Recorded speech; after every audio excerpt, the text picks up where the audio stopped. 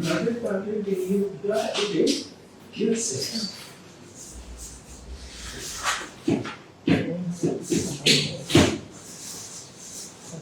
On a pas sur l'espace minimum. Ici.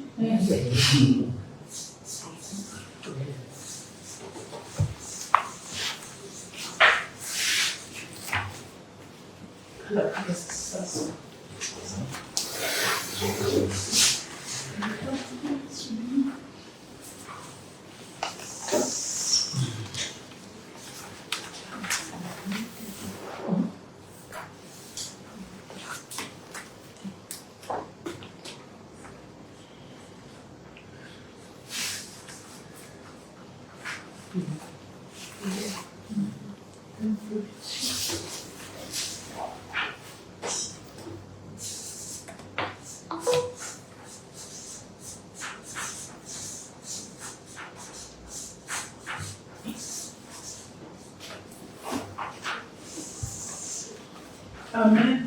Amen. Nous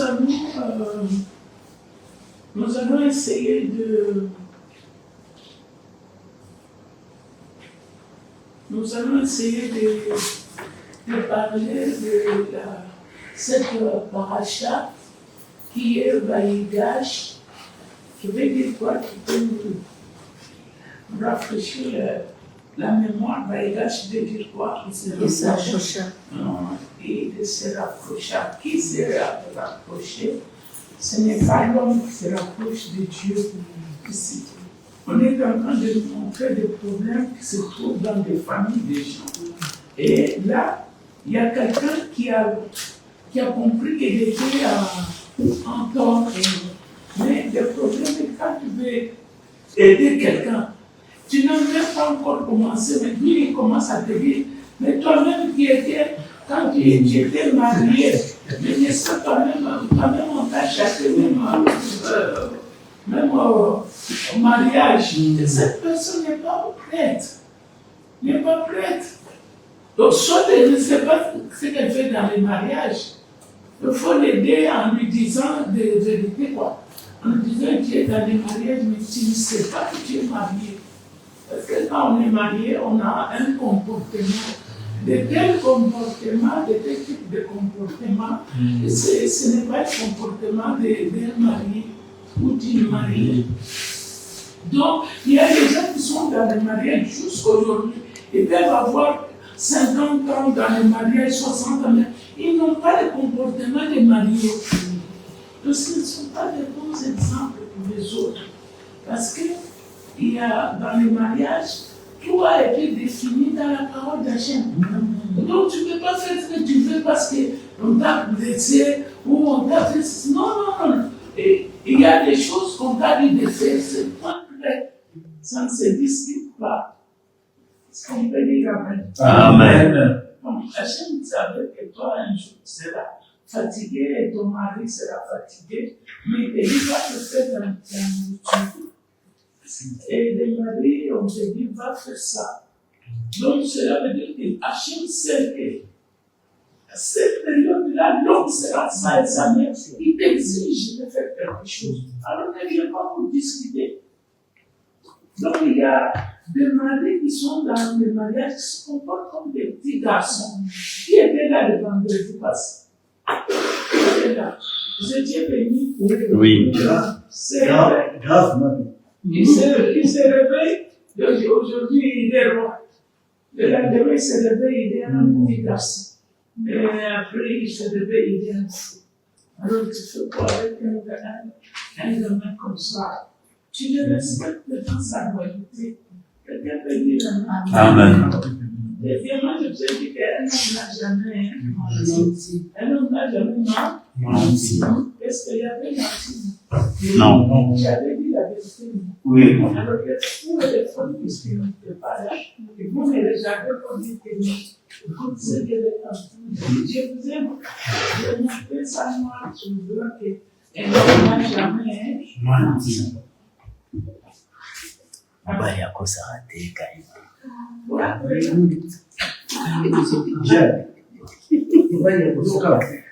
L'homme ne m'a jamais. Voilà le passage de la vérité. Et 80 dans la Bible. Alors, vous voyez que des choses comme ça choque.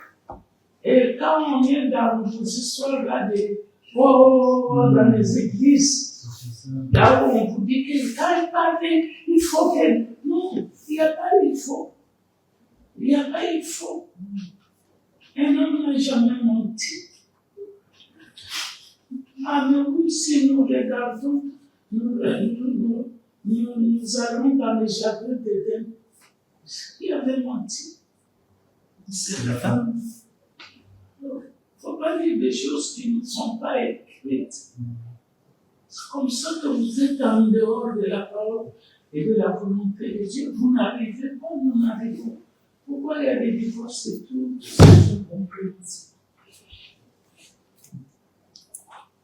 Alors, le plan par livre, le plan cartographie, on parle.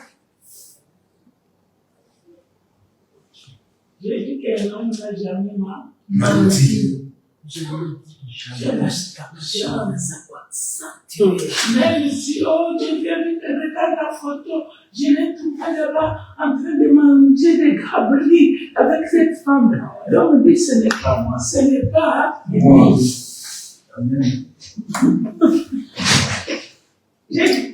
C'est pas bon. Est-ce que Dieu a dit que c'était lui? Non. Alors pourquoi toi tu veux dire que c'est lui? Je mens. Tu mens. Amen. C'est quoi lui? Sois-y naïf.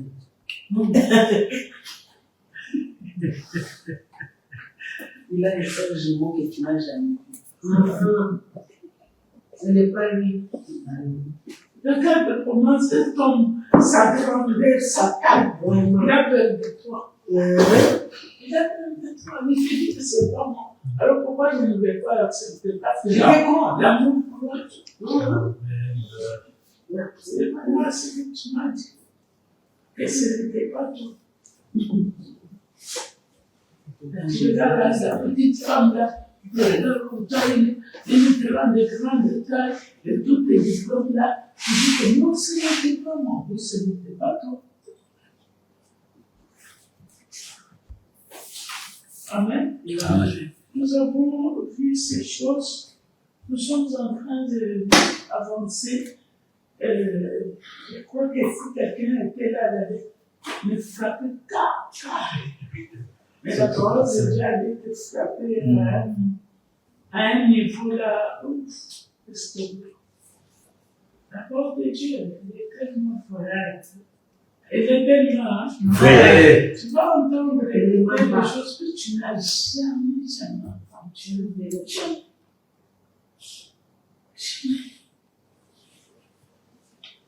Bon, regarde la photo, il est là. Il dit que c'est pas lui. Alors, toi, tu dis, non, c'est ça. Non, mais il ne ment pas. Il a dit que c'est pas lui. C'est pas lui.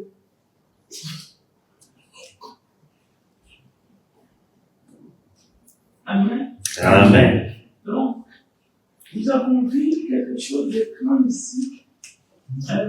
Si vous voulez m'écrire, écrivez dans les commentaires et posez vos questions, je vais vous répondre. Mais j'ai déjà répondu à la question, déjà ça fait une semaine, donc je ne peux pas le prendre là. On a terminé tard, hein? On a terminé vers 22h. Alors, c'était vraiment chaud. C'était chaud. Toutes les femmes étaient restées bouche bée pour voir que leurs réponses étaient toujours dans leurs mains. Ils ont toujours leur Bible et leur Torah dans leurs mains. Je ne sais pas comment ils disent ça. Sans l'obligation. nous avons vu que Yehuda est en train de se rapprocher de qui? De Joseph. Donc ici, dans le titre, il faut réellement rester dans la paracha pour comprendre les passouk. Les passouk, ce sont des versets. Pour comprendre les versets que Hachem nous a donnés.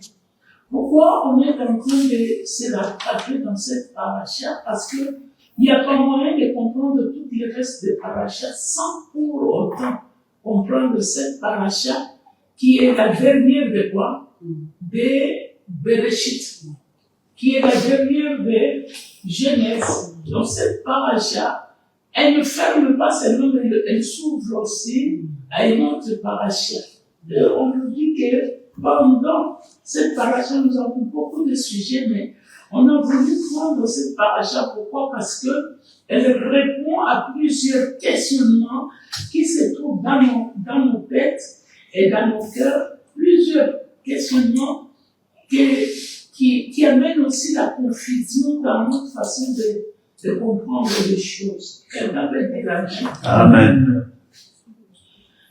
Alors, pourquoi Yehuda se rapproche de Joseph? C'est une grande question.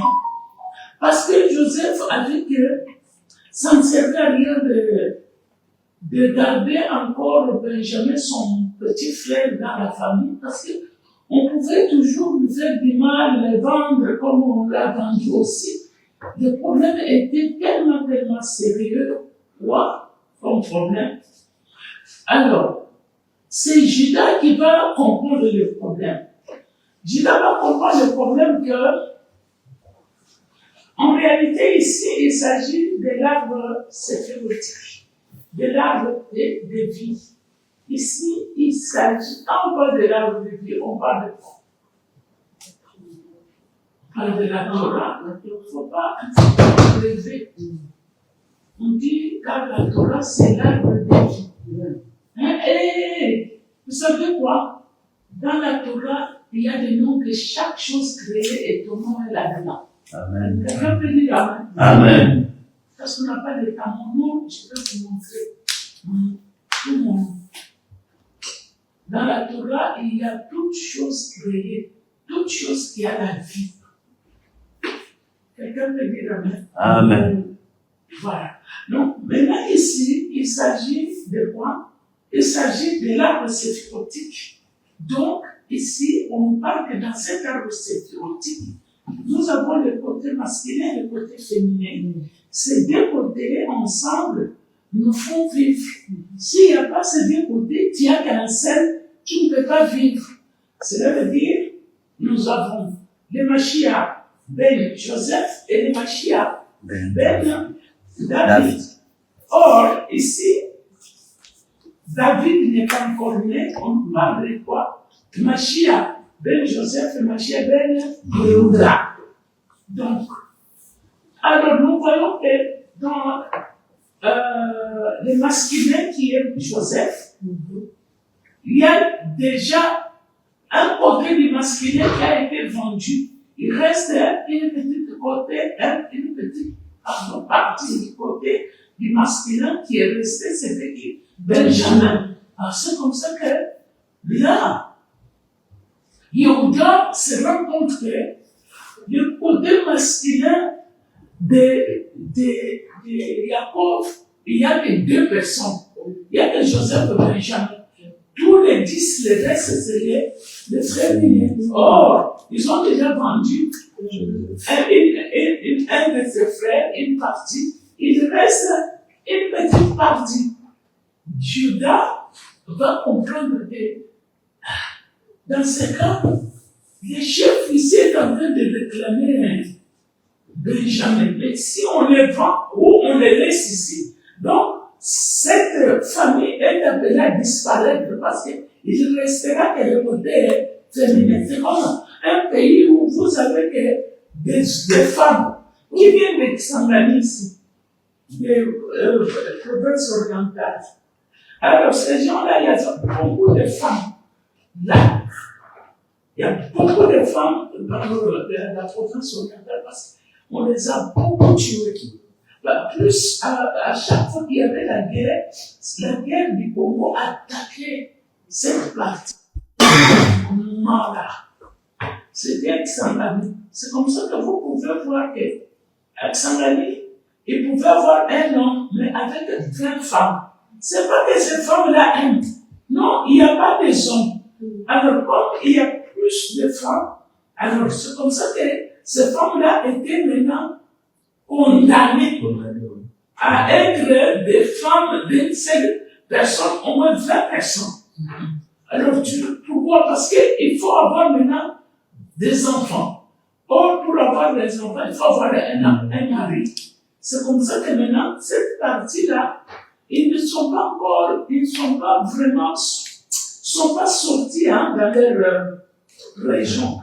Si vous regardez, vous pouvez avoir beaucoup de gens à Congo, Kassai, l'Équateur, les Québec, ici, à la capitale, mais il n'y a pas beaucoup de ces gens. Parce qu'il n'y avait pas beaucoup de zones. On les a beaucoup éliminés, beaucoup tués. Alors, autant mieux de sortir vers l'Europe que de venir à Kinshasa. Ils ne voulaient pas venir ici parce qu'on est tués. Alors, imaginez-vous un pays, maintenant, là c'est juste une province, une région.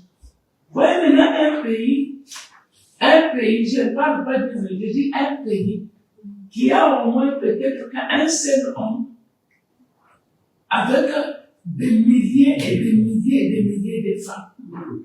Tu ne peux pas aller avec un garçon de 10 ans. Il n'est pas développé. Donc, imaginez-vous maintenant que Benjamin est resté seul. Seul du côté masculin, mais du côté féminin, nous avons Yehuda et le reste de toutes les tribus, ce sont des tribus féminines. Donc, cela veut dire, et ils attendent qu'on leur donne la semence pour qu'elle se transforme. Tandis que la semence viendra de qui? De Benjamin, parce que Joseph n'est plus là. Donc, sa semence est donnée ailleurs. Mais oui, Dieu n'a jamais régné sur la terre d'Israël. Il a régné en dehors, à l'extérieur. Alors, c'est comme ça que maintenant, nous avons vu que quand ses frères se trouvent maintenant en Égypte, c'était pour aller chercher la nourriture. Arrivé là-bas, Joseph va mener les repérer et il va les reconnaître. Et il va les exiger que prochainement, si vous voulez à manger cette fois, amenez votre frère. C'est par là maintenant que la révélation de la royauté d'Israël commence maintenant à se manifester. Il y a des gens, les histoires qui arrivent au Congo, dans les familles, ça ne les regarde pas. Demandez-moi pourquoi. Parce qu'ils ne sont pas venus à réparer. La royauté se trouve en Yehuda. Yehuda commence maintenant à avoir des soucis, comment faire pour arranger les choses. Mais ce n'est pas donné à tout le monde. Donc, il ne faut pas condamner les autres. Pourquoi vous n'avez pas fait? Pourquoi? Avant, on comprenait les choses autrement. Mais cette portion de messianique se trouve dans tous les enfants d'Israël. Parce qu'il a dit, venez, je vais vous dire ce qui se passera à la fin des temps. Donc, eux tous, ils ont une petite portion de messianisme. Amen. Quelqu'un peut dire Amen. Amen. Alors, c'est comme ça que, quoi que ce soit, nous passerons toujours par les deux messies. Nous avons vu que le problème qui est ici, c'est le problème de la royauté, c'est le problème de messie. qui sera Messie à la fin des temps, qui va diriger, qui va corriger les choses. Vous savez, le Messie, tous les messages qu'il va donner, ça ne sera pas le message qu'on connaît.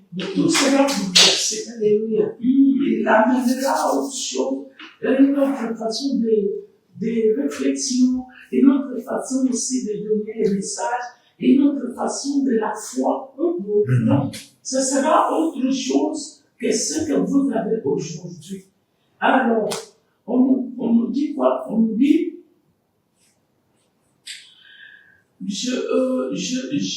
Yehuda, quand Joseph exige, Yehuda a compris que non. Maintenant, il y a un projet. Vous savez, il y a des gens, des choses, c'est peut-être la même chose, mais on ne s'arrête pas. Par exemple, non, tu voulais te marier à un Ghanéen. Il faut que les Ghanéens, là, après, ils disent que non, moi je me suis mariée à une Ghanéenne, on m'a exigé.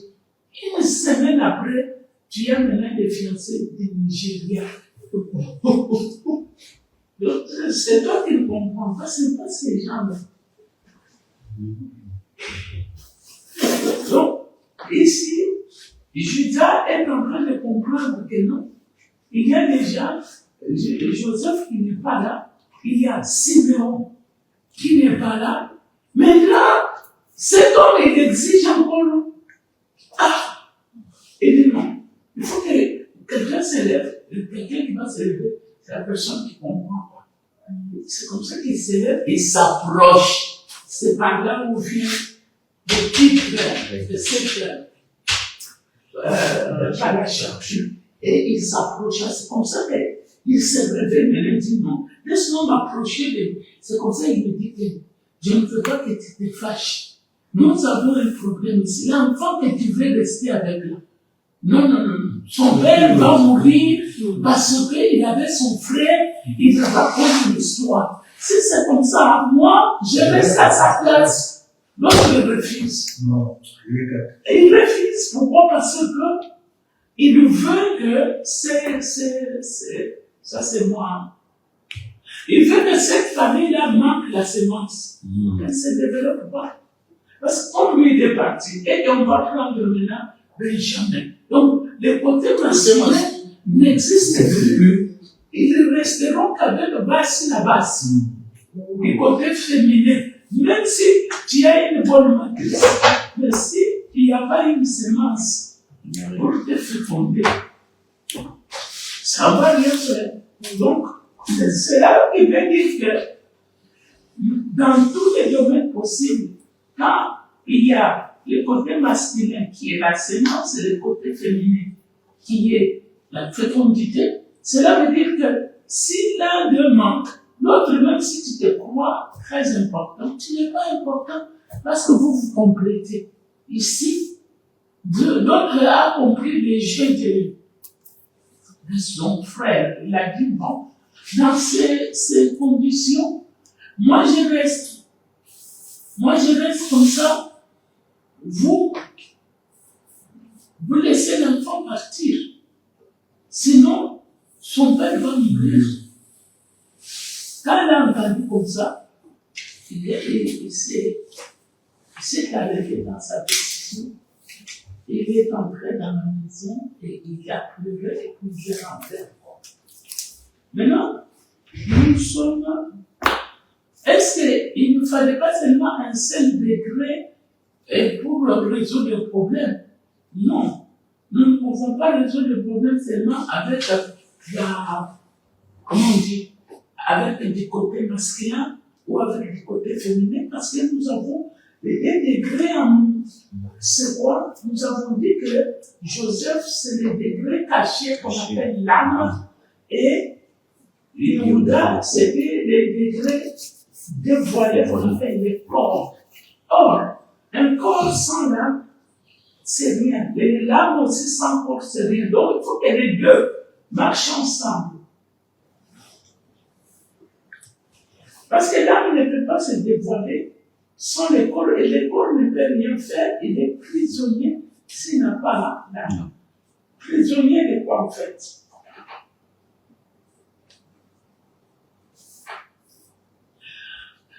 Le corps a des éléments qui nous rendent toujours prisonniers. C'est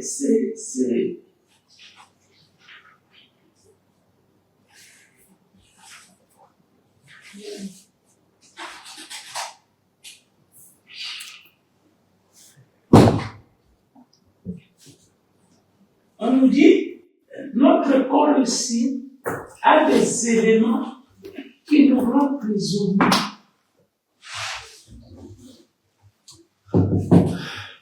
Oui, ça s'appelle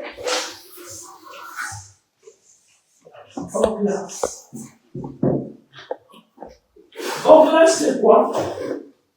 C'est la peau qu'on enlève là où quand on fait la circoncision, le prépuce. Amen. Amen. C'est ça. Cette peau-là, c'est ça qui rend les gens prisonniers.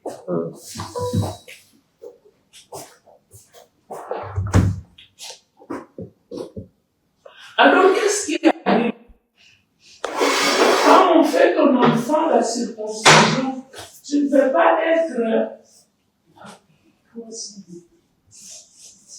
Tu ne peux pas être une distance à 300 mètres. Tu dois être tout proche. Ça, c'est de deux. À cette heure-là, tu ne peux pas manger. Tu ne peux pas commencer à manger, bavarder, non. Qui peut nous dire pourquoi?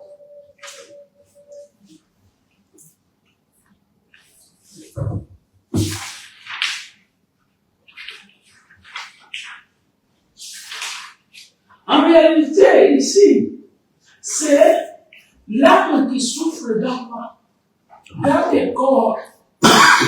Parce que le corps, on a enlevé cette propice-là, cette peau-là qui est orale, orla, en hébreu.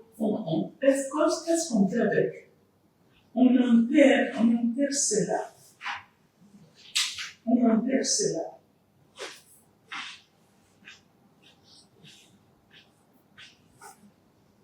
Donc, la neshama est en train de souffrir dans le corps. Parce que cet enfant-là, il va pleurer, il pleure de douleur. Mais en réalité, ce n'est pas le corps qui souffre. C'est l'âme qui est dans son corps qui est en train de souffrir. En réalité, je vais demander à quelqu'un pour nous expliquer. Quelqu'un est marié ici. Voilà. est marié.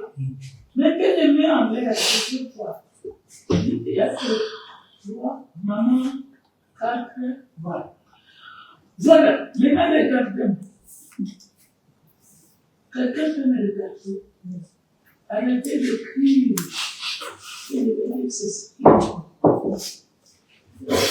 Ok? Peut-être il y a des œuvres ou des œuvres au milieu de nous. Tu peux lever ta main. Je peux dire une chose qui va t'aider aujourd'hui. Pour ceux qui ne sont pas mariés encore, ils vont écouter. Qui tombe beaucoup malade à la maison? C'est l'homme ou c'est la femme? Une femme. Ça, tu as dit? La femme. La femme. Quelqu'un d'autre? La femme. Pourquoi? En réalité, ce n'est pas la femme qui est malade. C'est l'homme qui est malade. Maintenant, comme la femme, c'est le corps. Parce que c'est là où on dit que ça se réalise. La femme, c'est quelqu'un qui amène les choses à la réalisation. Donc l'âme est malade, mais ça va s'exprimer, se répéter dans le corps de la femme. Quelqu'un me dit Amen. Amen. Moi, je ne peux pas laisser là. Vous allez vous tous, vous pouvez partir aujourd'hui. Mais moi, je ne partirai pas. je sais ce qu'elle a fait. Amen. Ce que j'apprends ici, aucun pasteur, aucune église. C'est vrai. Je dis ceci. Si on le savait, si nos mamans, nous-mêmes, on le savait, on n'allait pas rester des verres comme ça, top. Parce qu'en réalité, la personne qui est malade, c'est pas la femme. Comme c'est la femme qui dévoile, la femme se fait un dévoilement. C'est par là que tout se réalise. Alors, c'est dans la forme maintenant que ça va se réaliser vite.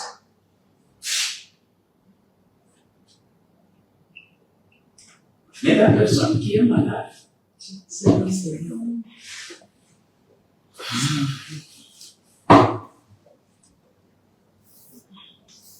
Nous ne venons pas ici pour perdre le temps. Au moins, si nous-mêmes, nous voulons perdre le temps, nous allons le perdre. Mais celui qui m'entend, celui qui est là, je vais dire oui, c'est vrai. Ce que nous apprenons ici, c'est la vie. C'est plus que la finesse. Donc, il y a une souffrance atroce dans le corps, donc dans la femme. Parfois, la femme ne sait pas en réalité de quoi il s'agit. Mais la femme va tomber malade. Souvent, quand la femme tombe malade, du côté de nos organes, ça prend beaucoup de temps pour que tu découvres que c'est des fois. Ça peut même arriver à un stade très avancé. Pourquoi? Parce que l'appareil de l'homme et l'appareil de la femme ne sont pas créés de la même manière. Vous allez trouver que dans l'appareil de la femme, la matrice, c'est comme un arbre. Vous allez trouver que c'est comme un arbre du côté des troncs. C'est vraiment l'arbre avec quoi? Avec des racines. Donc, il faut que la maladie passe partout là-bas. Nous allons entamer cette partie-là. Vous voyez pourquoi je ne voulais pas que nous puissions sauter cette paracha. Pourquoi? Parce que la paracha, elle est très profonde. Cette paracha, elle nous avait montré que, en réalité, Joseph, son absence, ça montrait qu'il manquait la vie en qui? En Jacob. Parce que lui, il était circoncis, on a dit, Vaïli. Hein? Vaïli, pas tout simplement, il a vécu, on dit, il a repris la vie. Il a repris, je ne sais pas, en un bon français, comment on peut dire, mais on dit, il a repris la vie. On dit que l'esprit est revenu. Parce qu'il était maintenant en contact de Joseph. Donc cela veut dire que Joseph, c'est l'âme. Et Judas, c'est le corps. Alors on nous dit quoi ici? On nous dit que quand Joseph, on avait appris la fois passée l'histoire de la bénédiction, Joseph et Judas, ce sont des codes en fait. Ce sont des codes de tous les messianismes. Que ce soit n'importe quel messianisme qui s'est passé avant, comme on dit, Hachem appelle un roi et dit, Sirius, mon messie. Donc, tous les messianismes qui se sont passés avant et qui se passent aujourd'hui, c'est renfermé dans Joseph et Yehuda. On nous a appris aussi que, en réalité, quand les pères voulaient maintenant les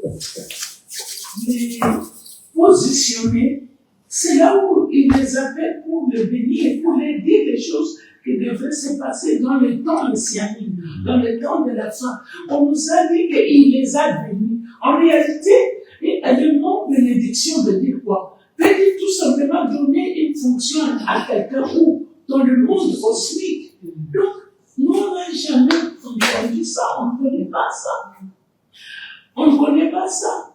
Et ça fait quelque chose de grand. Pourquoi on doit enlever Orla? Qui peut nous dire pourquoi? Pourquoi on doit enlever ça? Vous savez, comment je dis, la paracha de ces Shabbat sera encore une paracha très profonde parce que nous allons comprendre ici. Orla, qui est le babis. Le babis, la peau qu'on a enterrée en fait. Pourquoi? Parce qu'on nous dit que c'est un poison.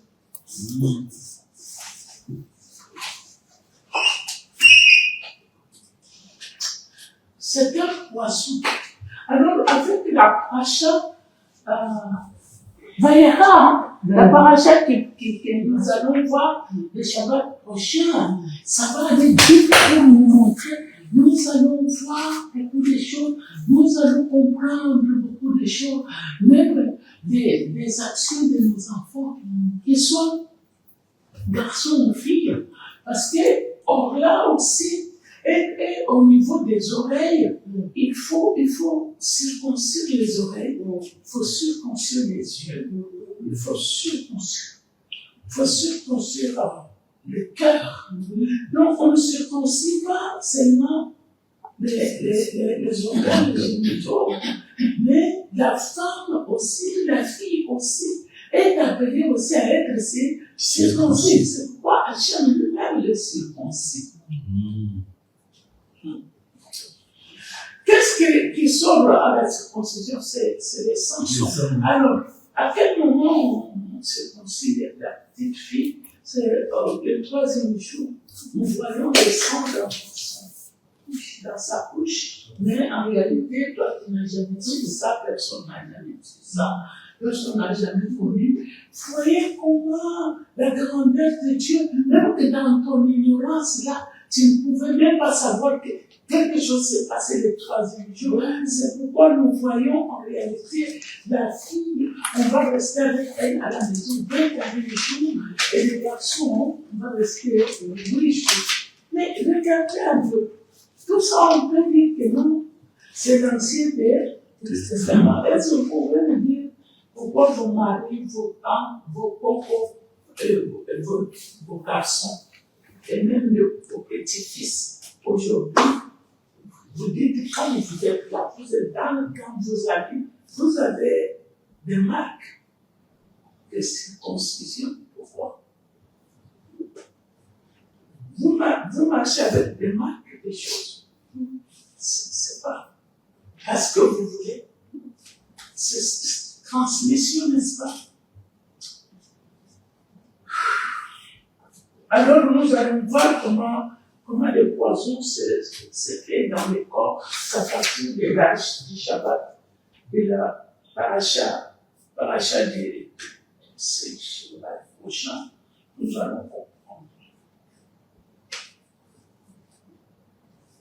Alors, qu'est-ce qu'on va faire du poison? On dit qu'on a un père dans les sols. Pourquoi on ne peut pas, on dit toujours, dans ma langue maternelle, on dit, l'endroit où on a enterré mon quoi? Mon quoi? Mais, en réalité, est-ce que c'est ça? Mais chez les Louba, partout là où on va mettre ça, on va mettre les bananes. C'est comme ça que vous trouvez chez Louba, il y a beaucoup de bananiers. Quand vous allez à l'est, beaucoup de bananiers. Oui. Chez nous aussi. Oui, pourquoi? On ne sait pas. Mais je suis en train de vous dire. Cela veut dire que vous allez trouver dans les corps, ici dans les bas, au moins à l'ouest, on nous dit que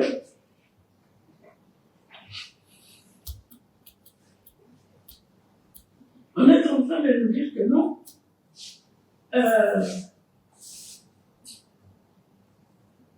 L'homme, en fait, l'homme qu'on a mis au monde, dans le bas Congo, n'a pas beaucoup d'importance que la femme.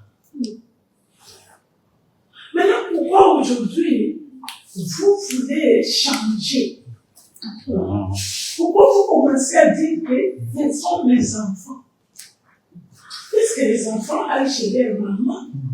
Parce que c'est celle que vous avez présentée au monde qui vous êtes les patriarcats. Donc, cela veut dire qu'il faut que l'enfant aille chez sa maman. Mais d'où vient maintenant depuis 1960 jusqu'aujourd'hui, vous commencez à prendre les noms de vos papas. Vous ne pouvez pas que vous-même, vous amenez dans une confusion. Et c'est une mauvaise question. Comment se fait-il que toi qui es matriarcal, tu te trouves avec le nom de ton père? Et puis tu dis quand on te demande, oh, je suis tel. Ce n'est pas aussi une confusion. Oui. Il y a une confusion totale. C'est une confusion.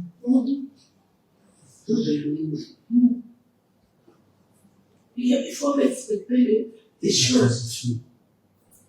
Il faut respecter quoi? Les choses. Nous, maintenant, chez nous, nous savons que l'identité est donnée par maman. C'est pourquoi ils ne veulent pas que la fille aille ailleurs. Tu peux te marier avec une autre fille, l'amener. Mais des filles avec non. Parce qu'ils vont aller vendre l'identité. Parce que l'identité vient de la maman. Mais la tribu vient du papa.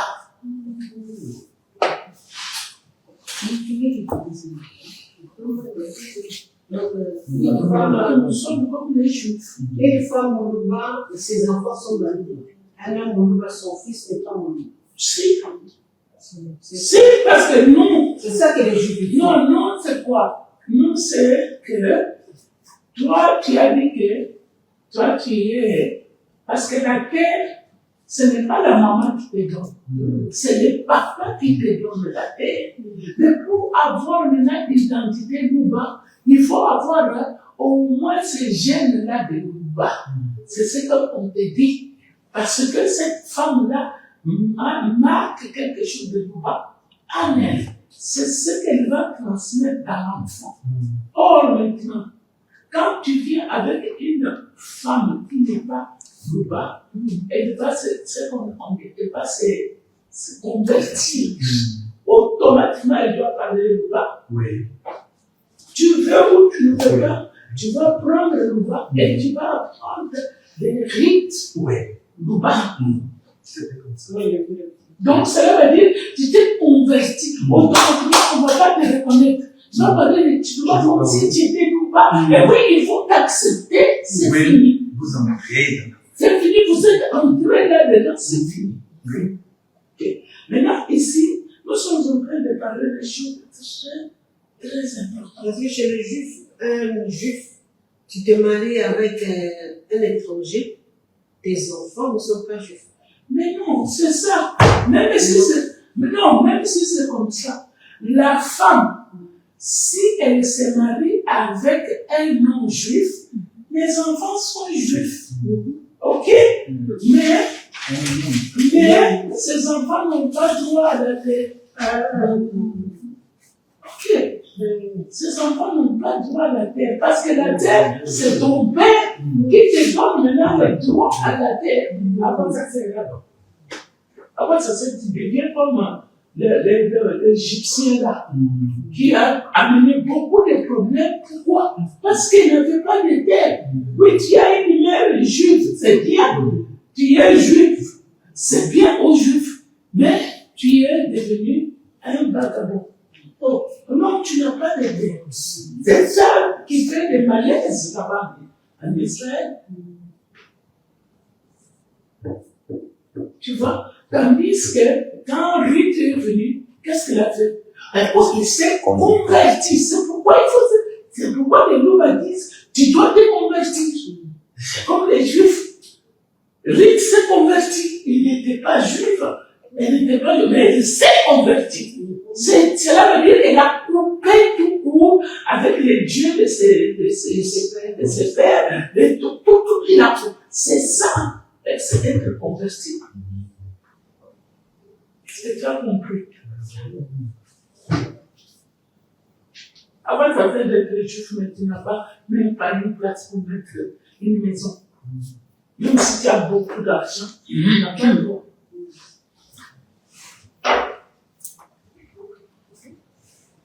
On peut continuer. Je crois que c'est quelque chose de grand.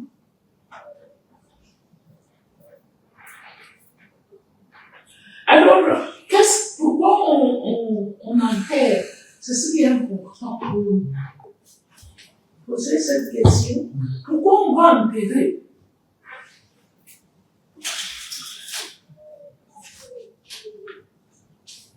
On enterre pour une seule et seule raison.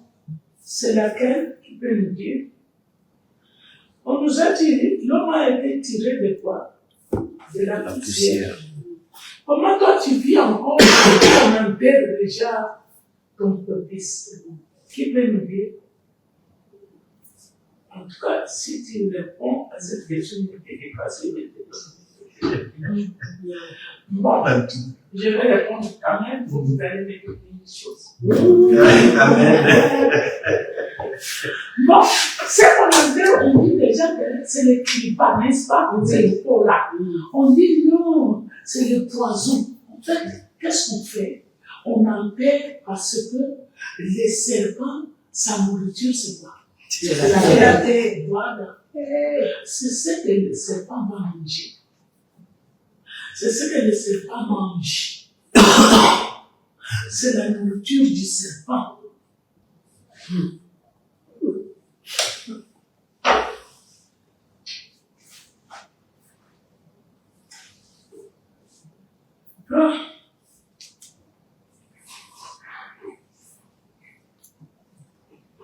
Alors, le roi Mashiach, son travail, c'est quoi?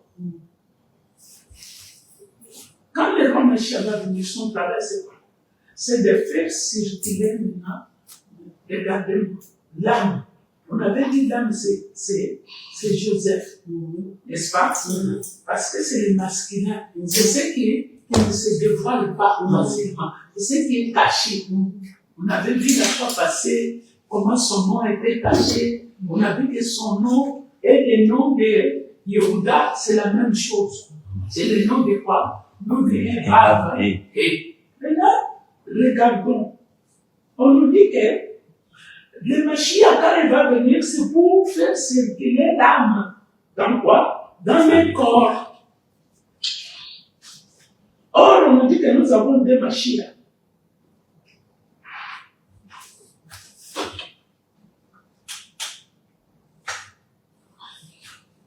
On nous dit que les deux Mashiach-là doivent apparaître en même temps. Comme quoi?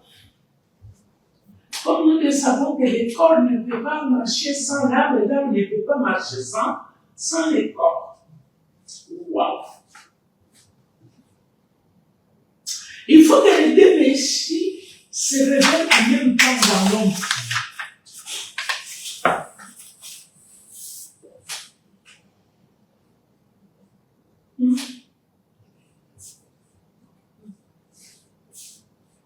Moi, je ne veux pas ce soir qu'on parle du Mashiach qui va venir, que les musulmans attendent, que les chrétiens attendent, que les juifs attendent. Je parle du concept de Messie en toi. Amen. Amen. Il y avait une question aussi au moment de Maman Guinée. Il dit, why you can't obtain heritage or land if you marry someone else? Vous traduisez en Pourquoi tu ne peux pas obtenir l'héritage ou bien la terre si tu maries quelqu'un d'autre? Je pense que c'est pas de ce que je voulais dire, que la femme juive, quand elle s'est mariée à un étranger, ses enfants sont juifs, mais ils n'ont pas le droit. C'est selon la loi de Dieu. C'est pas la loi des hommes, c'est Dieu qui. Sinon, l'enfant qui était né là, avec l'Égyptien. Cet enfant allait avoir une terre même dans le désert, mais il a été oublié, d'où il était frustré. C'est comme ça qu'il a commencé la rébellion et tout. Donc, ça pouvait être dans n'importe quelle génération, on allait voir la même chose. Je crois que j'ai répondu.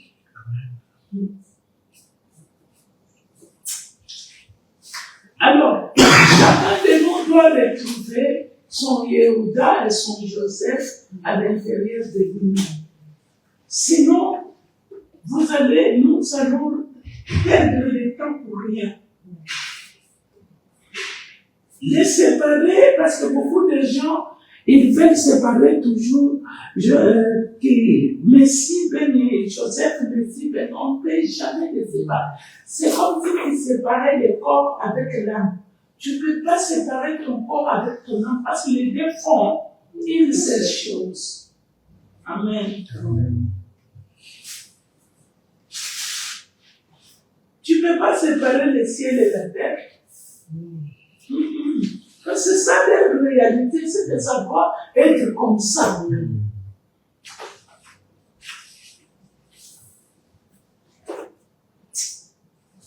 Dieu n'avait pas créé l'âme pour que l'âme reste en haut. Non. Dieu a créé l'âme pour que l'âme descende en bas, dans un corps. Oui, aucune âme ne peut pas rester là-bas en haut. Non, si l'âme est là-bas en haut, c'est pour descendre, entrer dans un corps. Quelqu'un peut dire Amen. Amen.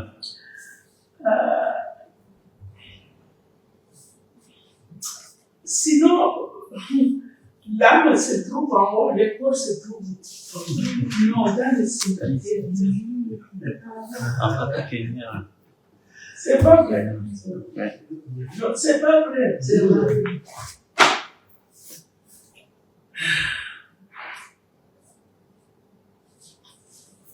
Pourquoi on dit, Seigneur, envoie-nous ta lumière et ta vérité? Pourquoi on ne dit pas tout simplement, envoie-nous ta lumière? Pourquoi il faut toujours l'aider? Envoie-nous ta lumière et ta vérité. Qui peut nous dire? Or, nous savons que la lumière, c'est la vérité. C'est vrai, non? Et la vérité, nous savons que c'est la lumière. Mais pourquoi en priant, nous disons toujours, envoie-nous ta lumière et ta vérité? Pourquoi? Émettre, c'est la vérité, n'est-ce pas? Oui. Émettre.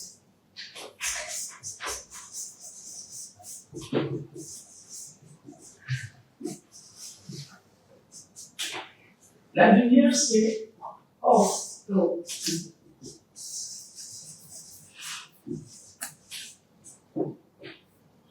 Ok. Pourquoi tu pries, tu dis, on te donne le Dieu? Pourquoi tu ne peux pas tout simplement, Seigneur, donne-moi la vérité. Seigneur, amène-moi la vérité. Seigneur, que la vérité me protège bien, que la vérité me lave. Pourquoi il faut la vérité et la lumière ensemble?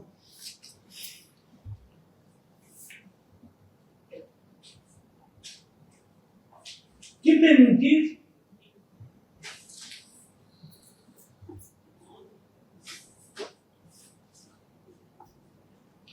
Qui peut nous dire?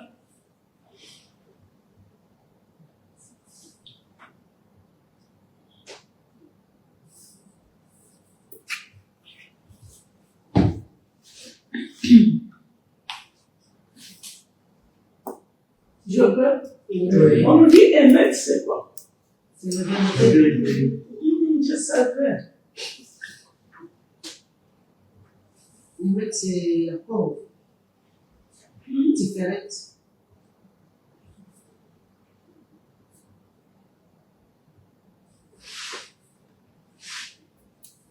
On dit émettre, en réalité, c'est quoi?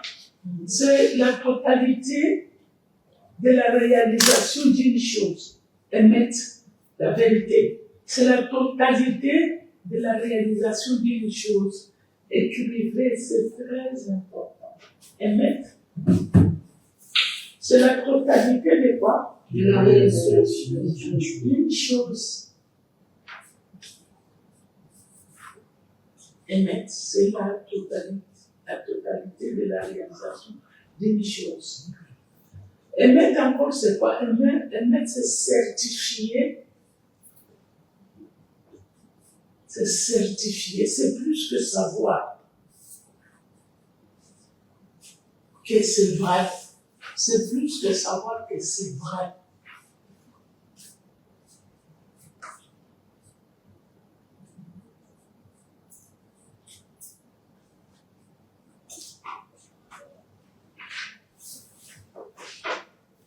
Je peux vous donner un exemple.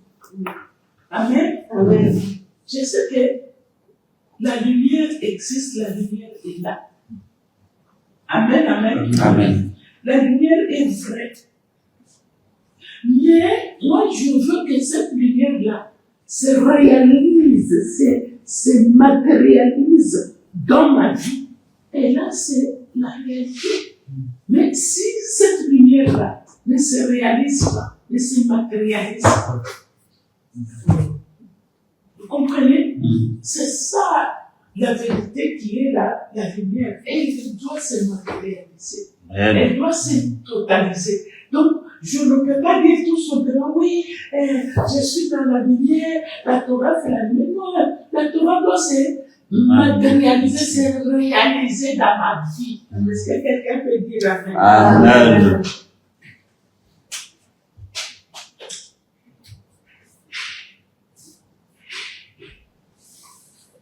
Alors, quand on met les deux Mashiach ensemble, l'âme et le corps, on met Joseph et qui? Et Yehuda. Ça nous amène vers les montagnes de la sainteté. Tu ne peux pas avoir la sainteté qu'avec l'âme seulement. Tu deviens, je ne sais pas, quelqu'un qui prie, qui contemple, qui fait des psaumes, qui visite la Torah, non, tu visites que ceux qui sont, je ne sais pas, pour toi très saints. Non, on dit pour que toi, tu entres dans les montagnes de sainteté, tu dois avoir l'âme et le corps. Comme Pierre qui disait, oh, restons sur cette montagne pour faire quoi? Pour contempler. Contempler quoi? Et toi-même, tu contemples le Mashiach, tu entreras dans la religion de contemplation. Parce qu'il y a des gens, quand tu regardes en fait, lundi, il est à l'église, mardi à l'église, mercredi à l'église, jeudi à l'église, vendredi à l'église, samedi à l'église, dimanche à l'église. L'école, c'est quoi? Nous allons voir. Ce sont des enfants, des maris ou ta femme. Maintenant, tu as négligé l'école, tu es du côté de l'âme, de l'esprit. Et puis là, tu fais le travail bien, ton mari te dit Alléluia, tu chantes bien, et tout le monde t'admire, mais tu as échoué. Parce que tu n'as pas pris soin aussi du corps. Quelqu'un peut dire Amen. Amen. Donc, cette réalisation se fera vraiment quand la lumière se totalise en toi, se réalise. La lumière devient matérielle. Donc, tu ne peux pas rester dans comment on dit, l'abstrait. Non. Dans les illusions. Non. Ça, ce sont des illusions.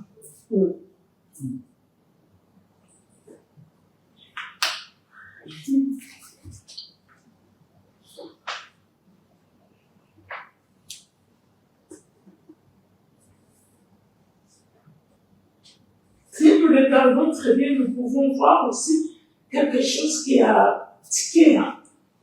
Regardez David qui devient roi. Il va où?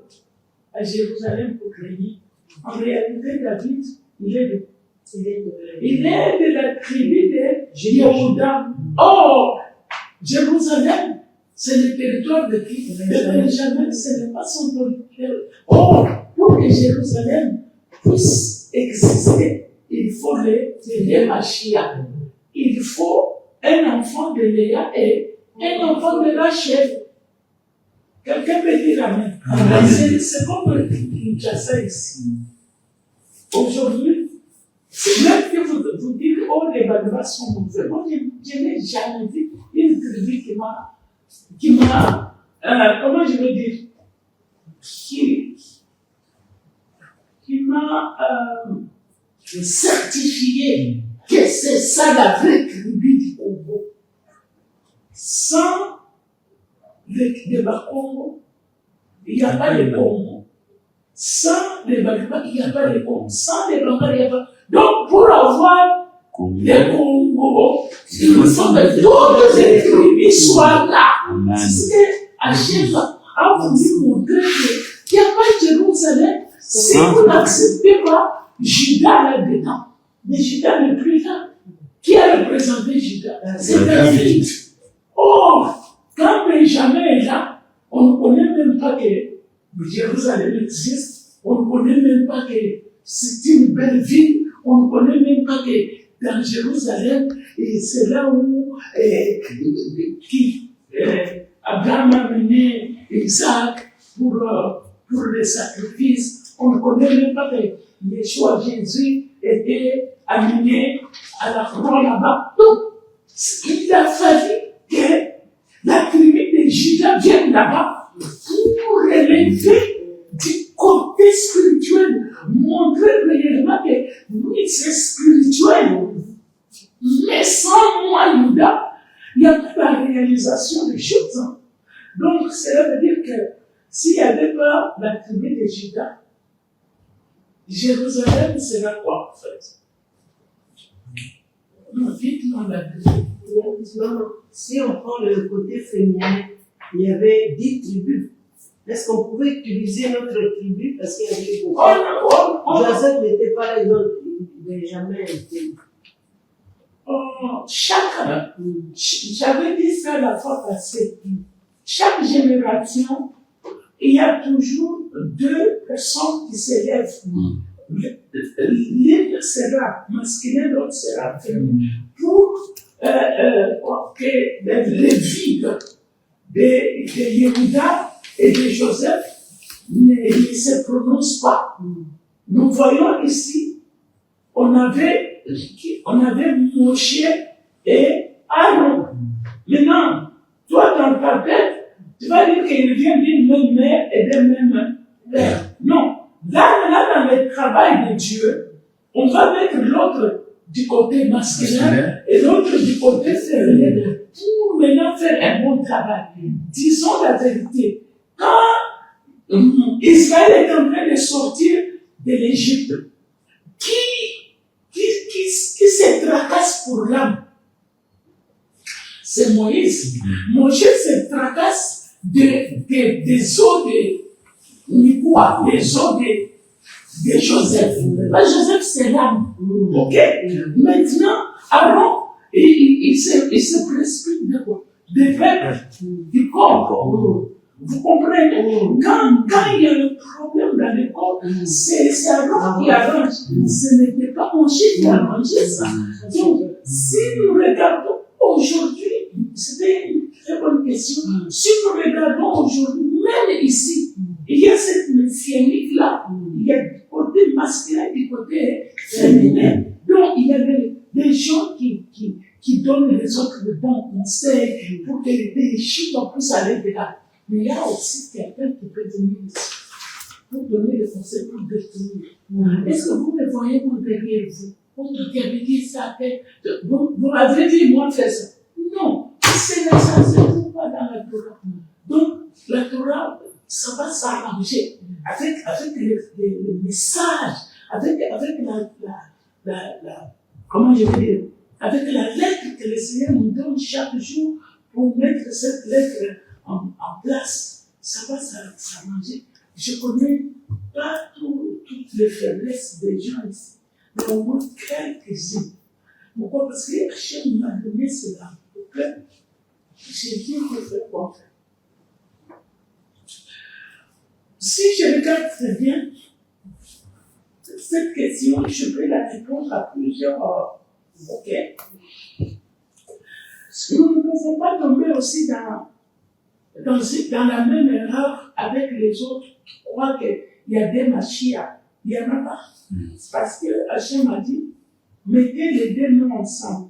Ok? Ils ont écrit les noms sur des bouts de bâtons, et puis il a dit, maintenant, mettez ça. Taillé, lié, hein, en anglais, taillé. Lié, on a lié ça. Et puis après, on a vu que les bâtons restaient avec le nom de qui? De David. Mais où est parti l'autre bâton? Parce que c'est une âme. L'autre bâton, ce n'est pas avalé, mais c'est rentré à sa place. Donc, David ne peut pas avoir ce qu'on appelle la vie sans Joseph. Regardez sur les drapeaux. Nous avons plus les rayés, et il y a l'étoile de David qui est, de Maguenne David qui est au coin. Mais pour dire quoi? Pour dire que oui, c'est vrai, nous avons Joseph qui règne dans le monde, mais en réalité, c'est la royauté, les royaumes de David qui règne. Parce que la royauté de Joseph ne peut pas régner en Israël. Ça règne dans le monde. C'est comme ça que nous les avons vus avec des prix Nobel. Ils sont capables dans ceci, dans cela. Nous avons vu les Juifs exceller presque dans tous les domaines. Vous pouvez ne pas accepter, mais ce qui est vrai.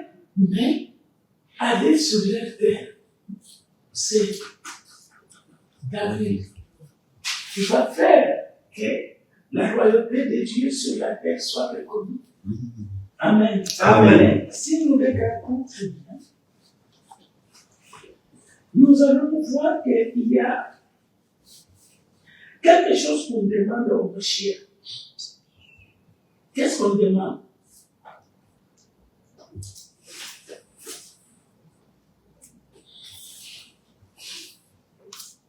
Qu'est-ce qu'on demande au Mashiach?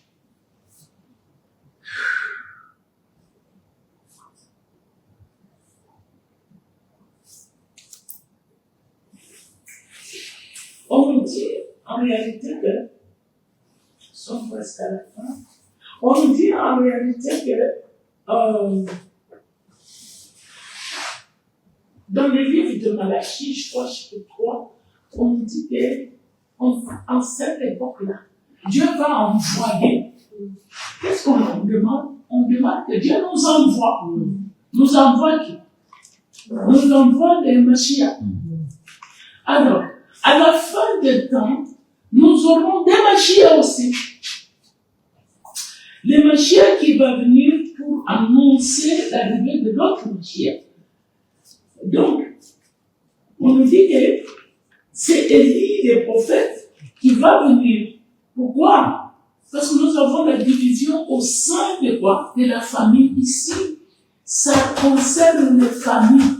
On dit que le Mashiach va faire quoi? Élie. Il va amener les cœurs des pères à leurs enfants et les cœurs des enfants à leurs pères. Est-ce qu'on parle de conflit de génération? Qui peut nous dire non? Non. Ça n'a rien à voir avec les conflits. Si c'était le conflit de génération pour dire, vraiment, nous voyons que, en 1980, Nagana 2000, est-ce que c'est ça? Qui a compris alors? Qui a compris? Moi, j'ai compris.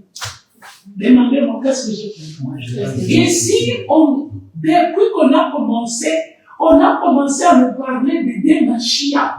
Le Mashiach ben Yosef et le Mashiach ben David. Ou Yehuda. On parle que l'un est quoi? L'un est l'âme ou spirituelle, l'autre est le corps ou matériel. Alors ici, à la fin des temps, nous aurons les mêmes problèmes. Nous aurons les problèmes de spiritualité comme le problème de matérialité. Alors, il y en a beaucoup qui vont vont entrer dans la confusion pour dire que non, faut que prier, il ne faut pas avoir des voitures, il ne faut pas avoir de ceci. On nous a dit ici, il ne faut pas dissocier les deux. Il faut avoir de l'équilibre. Est-ce que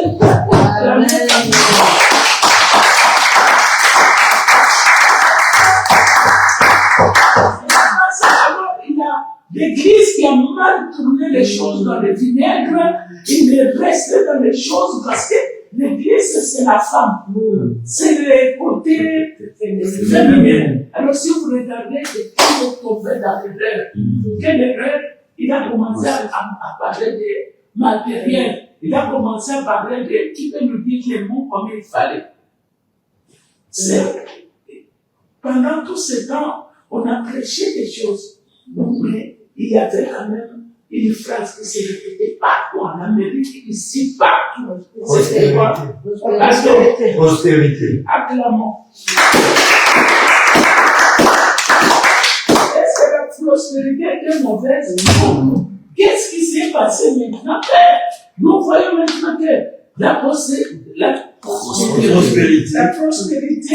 est venue emboîter sur la spiritualité. Et l'Église n'arrive pas à faire quoi? À révéler la spiritualité. Vous savez, ils peuvent nous dire, quoi qu'ils peuvent nous dire, il n'y a que les Juifs qui peuvent nous expliquer mieux les choses et comprendre et nous apprendre comment nous sommes spirituels et comment nous pouvons utiliser des matériels. Amen.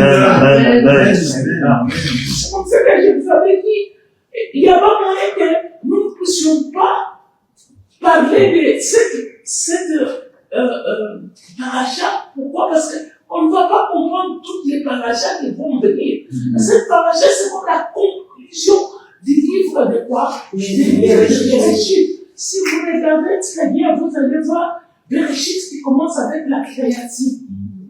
Ok? Quelqu'un peut comprendre que, mais pourquoi vous appelez que dans l'Ancien Testament? Donc, on pouvait dire que c'est le livre de la loi. Donc, ils ont menti.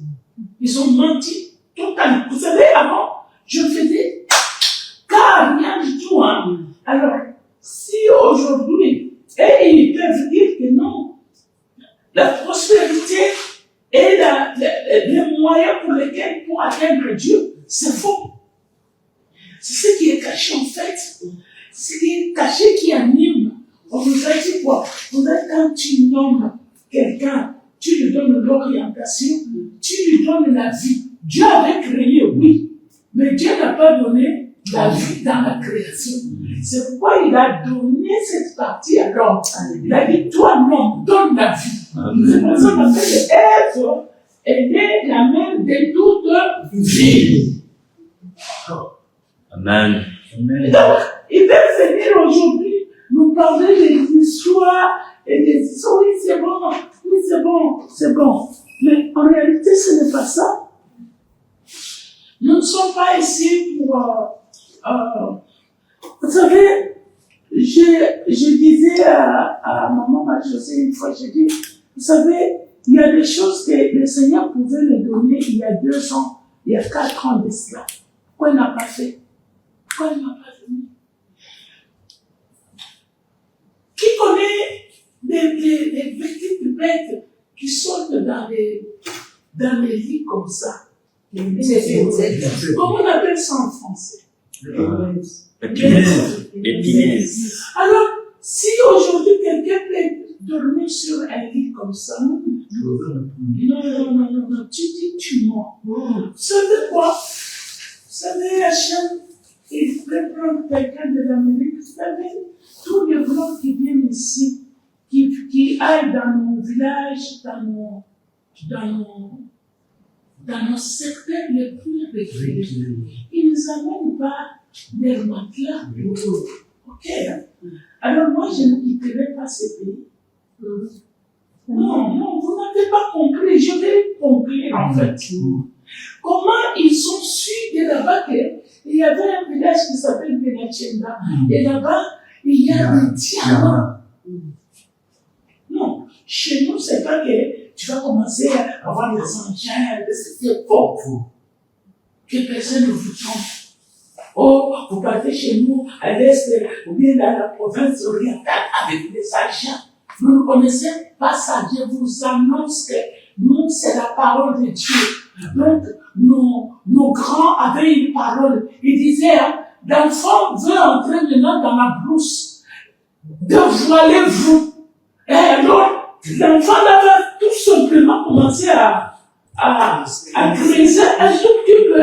Il arrive sur la couche des diamants ou de l'or. Alors arrêtez de nous faire endormir avec vos histoires.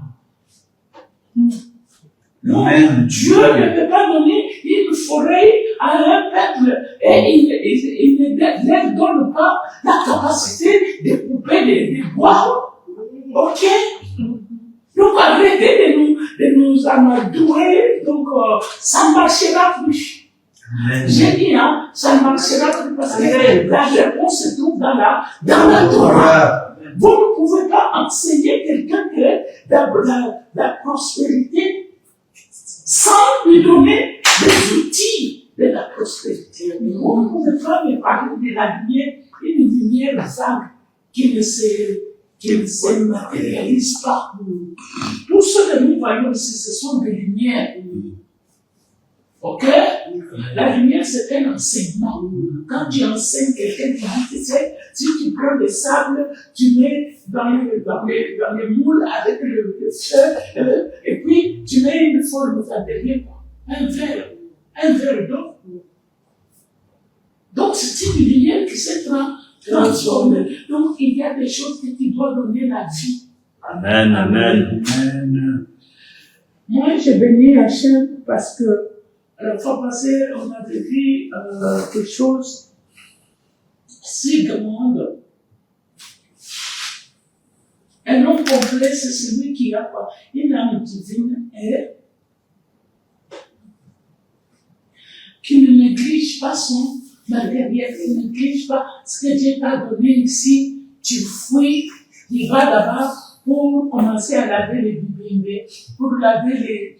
Tu fouilles ici ton matériel, tu parles avec l'âme. C'est pour ça qu'on s'est retrouvés comme toi et moi, des pauvres comme ça, parce que l'âme est ailleurs et le corps est ailleurs. Est-ce que des gens, comme je vous dis là, est-ce que nous pouvons rentrer ici au Congo? Oui. Oui. Mais montrer, manifester, acclamer.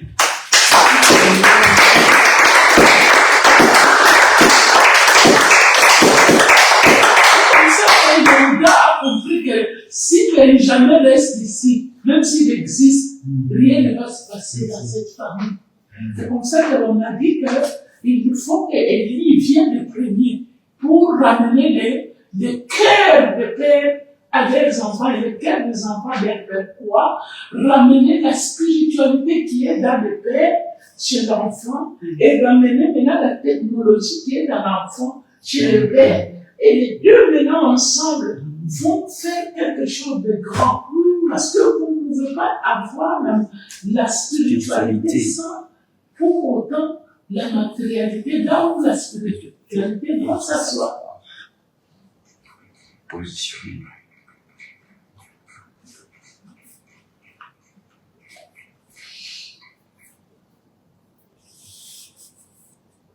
Moi, j'ai une question.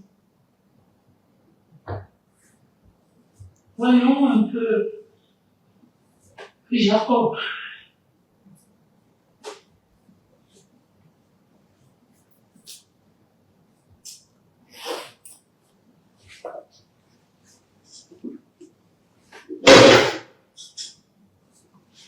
Qu'est-ce que Jacob dit à propos d'Ephraïm et de Manassé? Qu'est-ce qu'il a dit? Vous voyez qu'on ne pouvait pas sauter cette grande, Galatia.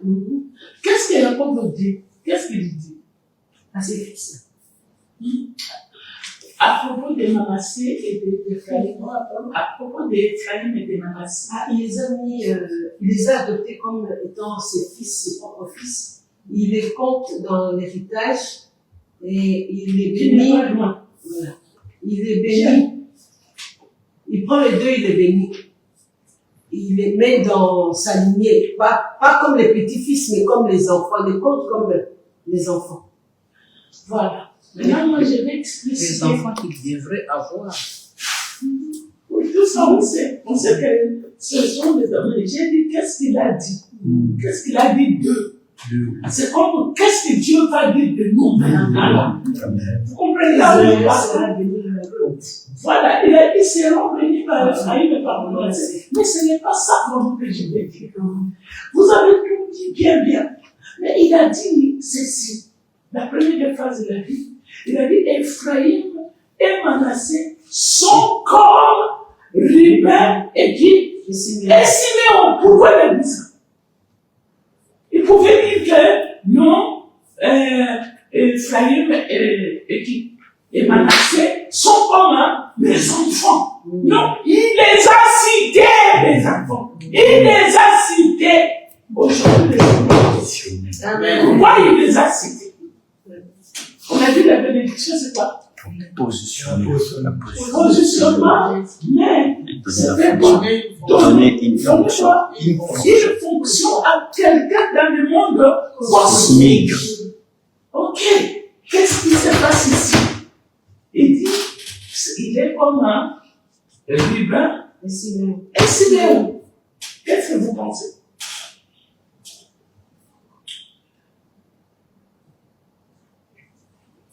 Voilà, nous allons maintenant décortiquer les noms. Les deux noms, parce que je ne veux pas que le mercredi prochain, qu'on revienne ici. On va clôturer aujourd'hui, n'est-ce pas? Voilà. Voyons maintenant. Ruben. Ruben. Veut dire quoi? Veut dire voir. Ok? Et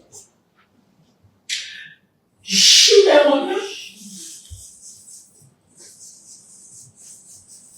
veut dire quoi?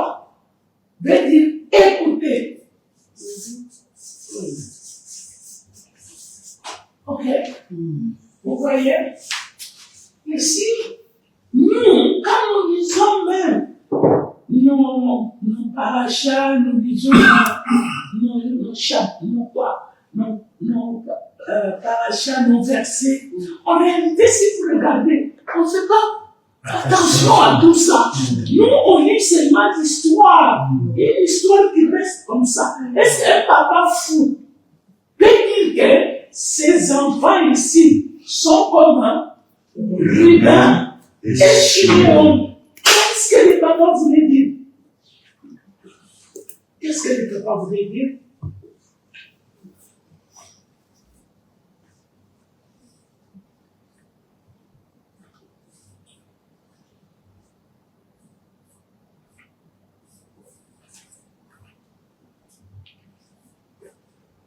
Je vais répondre à quelqu'un. Quelqu'un peut dire Amen. Amen. Non, ici, on parle de l'écoute et de quoi? Et de foi. Donc, on est en train de nous parler de deux parties. La droite et la gauche. Donc, on est en train de nous parler de Kokuma et de la Bina. Qui est Kokuma ici? Et qui est Bina ici? On nous dit Kokuma. Tu peux nous dire? Ça, c'est à droite. Non. Kokuma, c'est Siméon. Je sais, Kokuma, c'est à droite, Bina, c'est à gauche. Maintenant, ici, on est en train de nous dire que toi, Ephraïm, tu es comme moi, Ruben. Et puis, Manassé, toi, tu es comme moi, Siméon. On nous dit, Ruben, c'est le voir. Tandis que Chiméon, c'est l'écoute. Maintenant, ici, je vous demande, qui est à droite et qui est à gauche? Ephraïm est à droite, Manassé à gauche. Très bien. Donc, cela veut dire quoi? Cela veut dire que nous avons des cerveaux ici. On nous parle de des cerveaux qui fonctionnent sans ces deux cerveaux. nous n'avons pas Israël. Amen. Donc, on vient de les remplacer. Alléluia. Alléluia. Tout comme toi aussi, je ne sais pas, on va te remplacer avec quoi?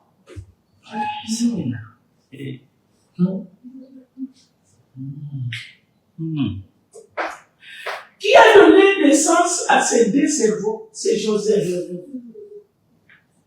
Vous voyez, Joseph a donné la naissance à l'établissement des deux cerveaux, le cerveau à droite et le cerveau à gauche. Donc, le voir et l'écoute. Le voir est à droite et l'écoute est à gauche. On peut continuer. Bonjour, dommage. Au fait, ça m'a mis depuis la bas. Depuis ce matin,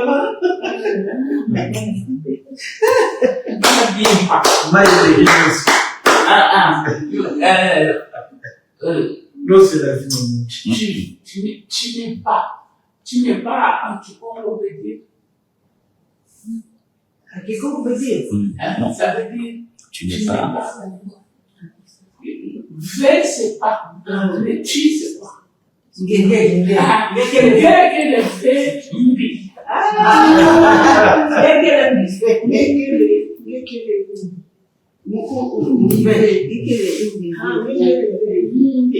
Donc tu n'es pas mauvais. Amen. Amen. Quand tu n'es pas mauvais, tu es bon. Alléluia. Amen. Ngeke beauté. Ngeke mbote. Amen.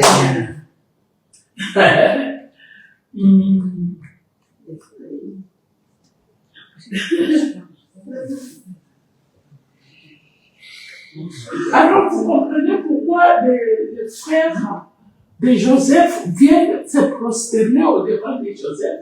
Ou vous comprenez maintenant son rêve. Ça n'a rien à voir avec la compréhension terre à terre, ok?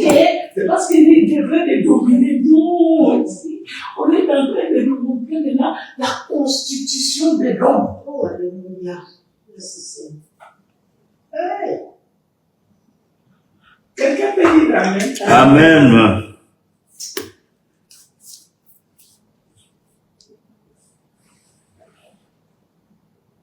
De l'autre côté, les enfants de Joseph aussi devraient reconnaître Yehuda. Ils devraient reconnaître qu'il n'y a pas de royauté Sans Yehuda. sans Yehuda. C'est vrai que ce sont des cerveaux moteurs, hein? Mais vous ne pouvez rien faire sans quoi? Jusqu'à ce que le Mashiach vienne à Shiloh. C'est quoi? C'est pas moi qui dis, hein.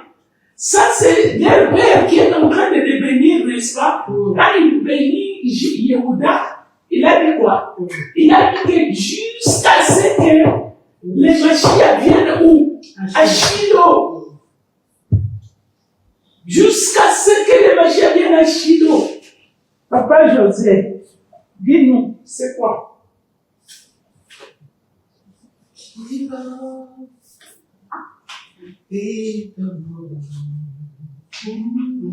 peut nous dire qu'est-ce que cela veut dire?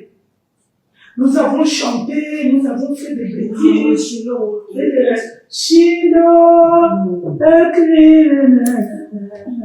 n'est-ce pas? Bonsoir.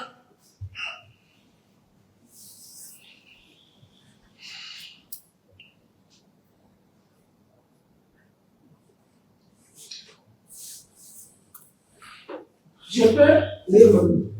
Ok.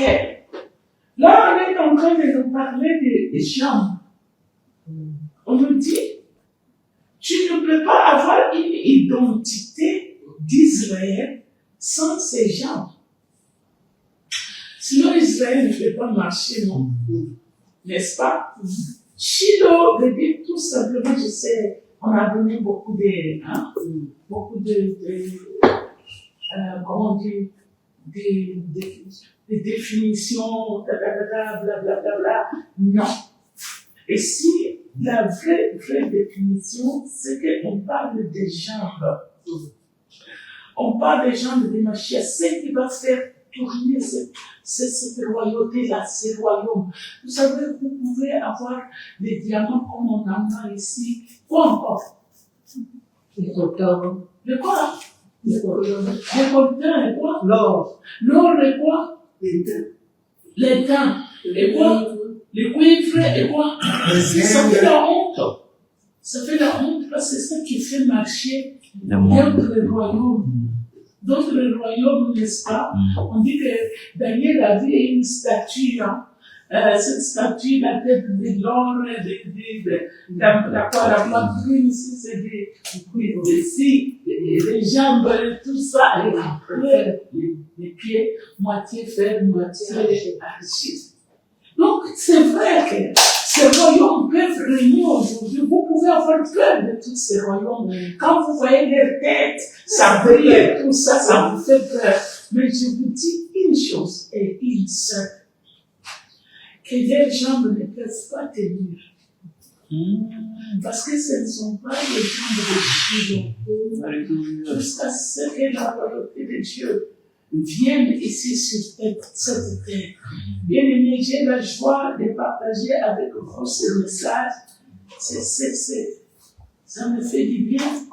Parce qu'aujourd'hui, quelqu'un va retrouver ses jambes. Amen.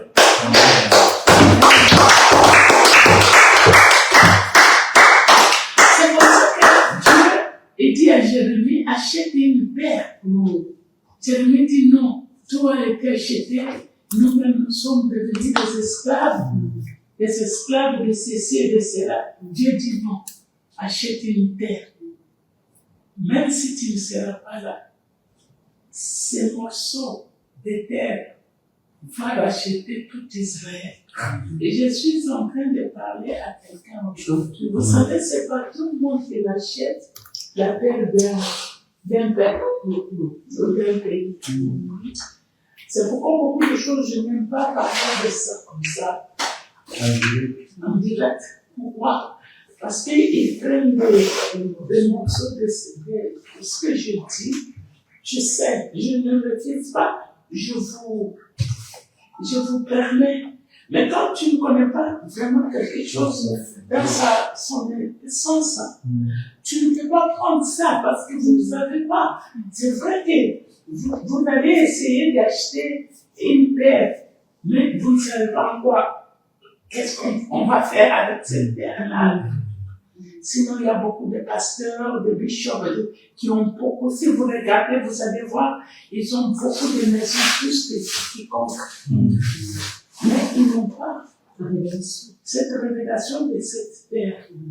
Donc pourquoi? Parce que Jérémie avait des jambes plutôt, et il y avait cette royauté dans ses jambes.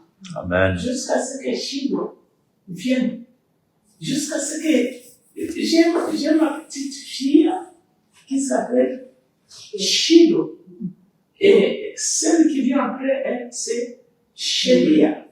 Et celle qui vient après l'autre, c'est Shoshana.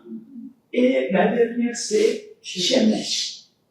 Et tous ces noms étaient donnés pour une cause. Et nous commençons à voir ces causes-là qui se manifestent. J'ai quitté en fait l'Amérique pour venir ici. C'est l'un des noms qui s'est installé en nous. Donc, aujourd'hui, Hachem va donner à quelqu'un le cerveau. Amen. Amen. Vous ne pouvez pas parler du messianique tant que vous n'avez pas le cerveau messianique.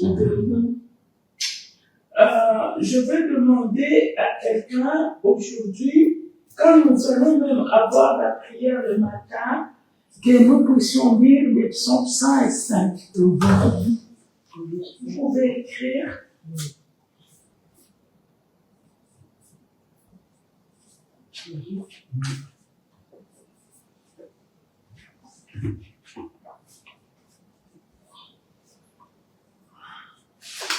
Alors, qui se comme qui on appelle le Mashiach. On appelle le Mashiach un enfant entre 0 et 3 ans. Entre 3 ans et 5 ans, c'est fini. C'est là où le Mashiach se manifeste. Et je voulais dire quelque chose qui va vous éblouir. Entre 0 et 3 ans. 3 ans et entre 3 à 5 ans, c'est fini.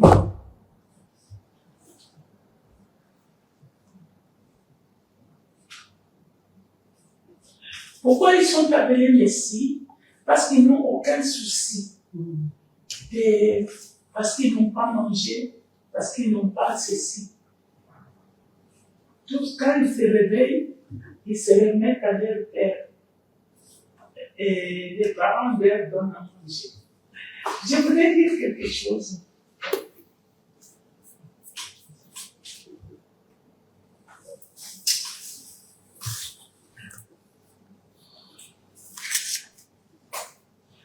Donc, les pères, c'est qui?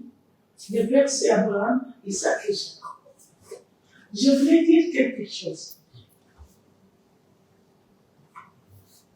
Regardez-moi. Je vais dire quelque chose.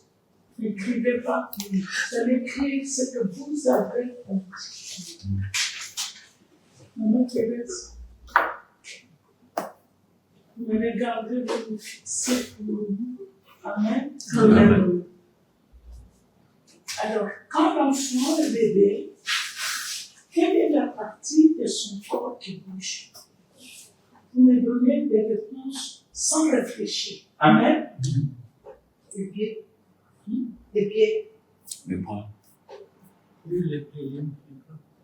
La tête. La tête. Amen. Jambes. Les mains. Hein? Les sexes. Le pied. Les pieds. C'est la tête. Alors, vous allez voir la première fois, le premier jour, l'enfant commence à lever. Pourquoi? Parce que c'est la partie où l'âme se trouve, la neshama. Après, maintenant, la neshama va commencer à descendre. Quand la neshama commence à descendre, elle commence à se réveiller cette partie. Jusqu'à ce que la neshama va descendre jusqu'au pied. Alors, pourquoi? Parce que quand on est malade, la neshama commence à quitter à partir des pieds. Les pieds commencent à faire mal. Les pieds commencent à gonfler. Cela veut dire qu'il n'y a plus la circulation de la neshama. Quel est le transport pour venir ici? Nous avons pris des véhicules, moins très peu. Et à ceux qui ont pris la moto. Donc, quelque chose nous a fait aider pour que nous puissions venir ici. Ce qui aide dans les chemins de marcher dans notre corps, c'est le sang. Le sang, c'est le transport. Le sang n'est pas la neshama. Le sang, c'est le transport de la neshama. Parce que tu peux être ce que tu es. Tu as le sang, mais tu n'as pas la neshama. La vraie partie de la neshama doit rester, c'est dans les jambes. Parce que ça doit te faire quoi? Le matin, tu nous donnes l'être et le mouvement. Parce que tu peux avoir l'être, mais tu n'as pas le mouvement. Tout le temps, quelqu'un qui t'amène à la toilette. Un jour, il va dire quoi? Il est fatigué parce qu'il doit aussi aller pour faire le travail. C'est comme ça, on dit ici, quand Élie viendra, cette histoire finira. Alléluia. Parce que l'enfant a la neshama et les vieux, les pères, a l'esprit. Mais il faut que les deux puissent être ensemble maintenant pour travailler ensemble. Donc, c'est lui qui a du côté spirituel et du côté matériel. Les deux, on vas pas dire, celui-là, il a beaucoup d'argent parce qu'il a beaucoup prié. Non. Parce que c'est pas ton travail, c'est le travail de Lévi. C'est comme ça qu'on a parlé à Yeshua. On lui a dit, mais qui lui parle? Ce sont ses disciples. Elle dit, non, tu ne peux pas nous dire que toi tu es des Mashiach. Il faut d'abord qu'elle vienne. Parce qu'il faut que les choses soient en équilibre. Et est-ce que quelqu'un peut donner une offrande même comment on dit? Un franc. Oui. Faites vite. Donc, ici, il y a quoi? Ici, il y a.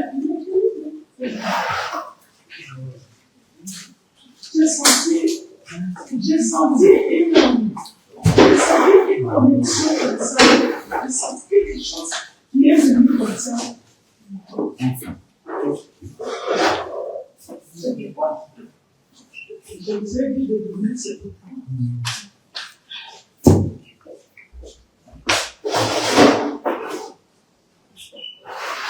Donc,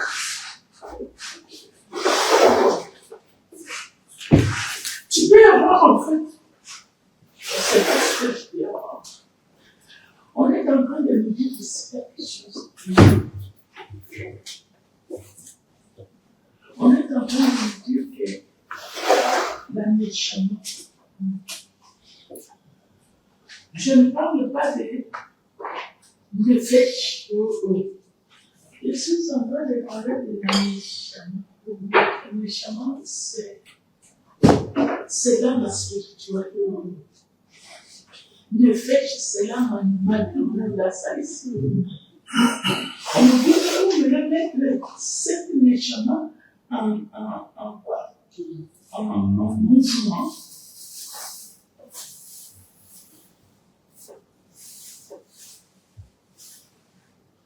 On nous dit, ça doit aller, ça doit descendre jusque dans les jambes.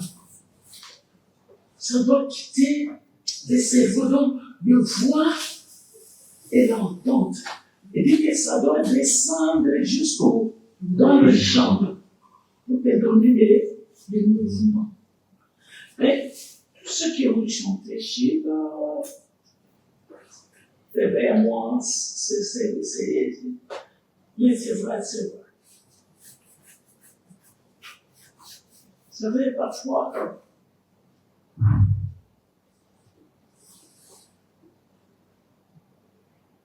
ce que le Seigneur nous a dit aujourd'hui,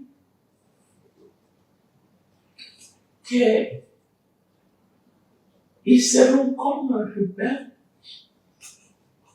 et comme Shimon. Vous savez, on a eu des enfants très intelligents. Et nous-mêmes ici, il y a des femmes et des hommes intelligents. Vous sentez qu'il y a des choses qui ne vont pas, ça ne marche pas. Parce que, en réalité, Jérémie n'est pas là pour dire à Baruch, dire, il faut acheter ces terrains-là. Il dit, même si le pays sera envahi pour moi, un jour, donc le Seigneur, ça va m'aider, ça va être comment on dit, le symbole de ce que je vais acheter comme terrain pour racheter la terre. Amen. Vous voyez, je vous ai dit quoi, donner un, et vous avez donné un. Est-ce que quelqu'un a donné plus? Pourquoi vous n'avez pas fait? C'est ce qu'on a dit à Baruch ces jours. Comprenez? Donc vous n'avez pas compris. Ça va être quoi? Le symbole de cette terre-là.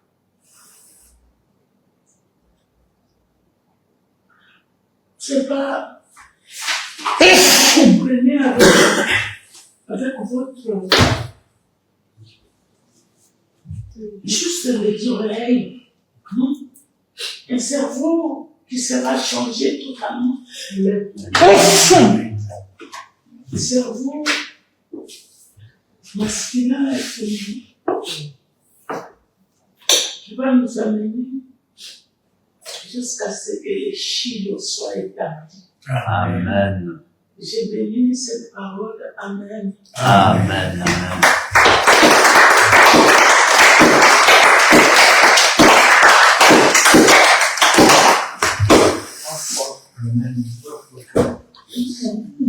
Merci beaucoup. Merci. Vous pouvez voir que votre rien avec des témoins, des terres, vous vous retrouvez un jour, vous n'avez même pas, vous avez tout vendu. Vous voyez tous ces gens-là qui construisent des buildings, et tous, ils vont tout perdre. Jusqu'à ce que Chine soit établi.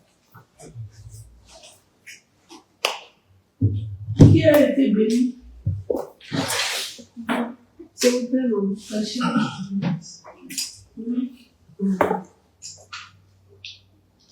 Bon, j'avais une petite question et un petit conseil là, par rapport à là où vous avez parlé de l'église.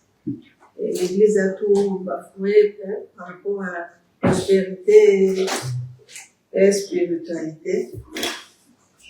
J'ai béni d'abord Hachem parce que c'était une préoccupation pour moi, parce que hier, j'avais beaucoup de filles. Il y avait un de mes enfants qui m'avait appelé.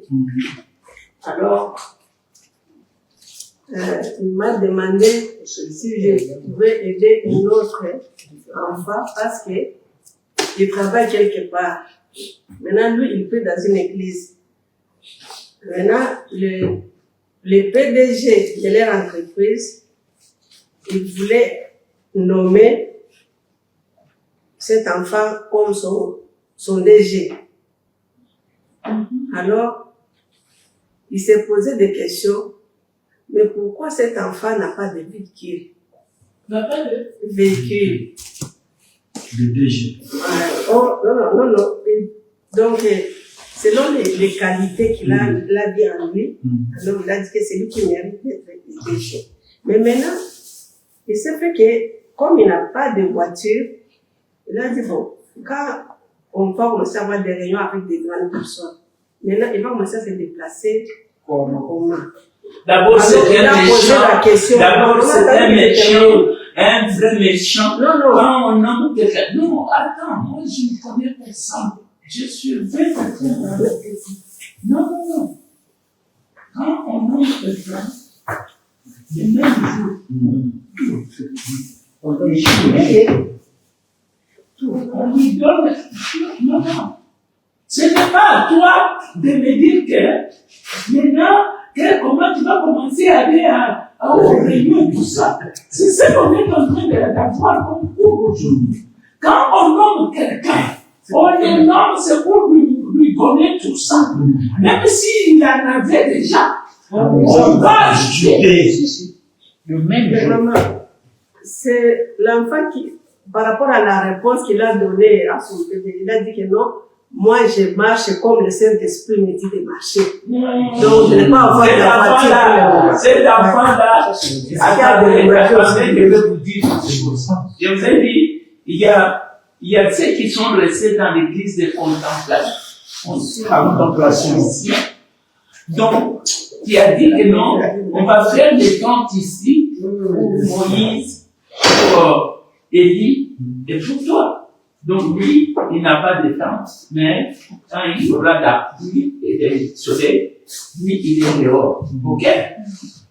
Alors, quand tu dis que non, vous restez seulement là, sur la montagne. Mais il y avait en bas de la montagne, dès qu'ils sont sortis là, ils ont vu un papa avec un enfant et puis les petits. Et donc ça montre que tout ce qu'on vous a donné comme énergie spirituelle et tout. Allez, ça va rester seulement là-bas sur la montagne. Or, le Seigneur vous donne toutes ces choses pour aller les utiliser là-bas en bas. Que ça se matérialise.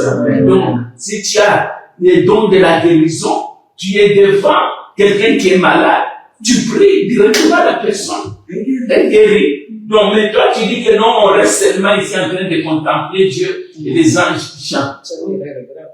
Non, ça ne va pas, non. Et puis, notre frère en question, comme il aime bien Dieu, mais qu'il aille dans les ciels pour manger la main. Mais oui, parce qu'on est en train de lui faire quitter la pauvreté pour l'amener, et puis il refuse, non, la frère, ma sœur, je ne sais pas comment t'appeler, notre frère là, il est malade. C'est qu'on a dit que maladie. Non, c'est la vérité. Il est sous la malédiction que il faut enlever. Vous savez, La malédiction.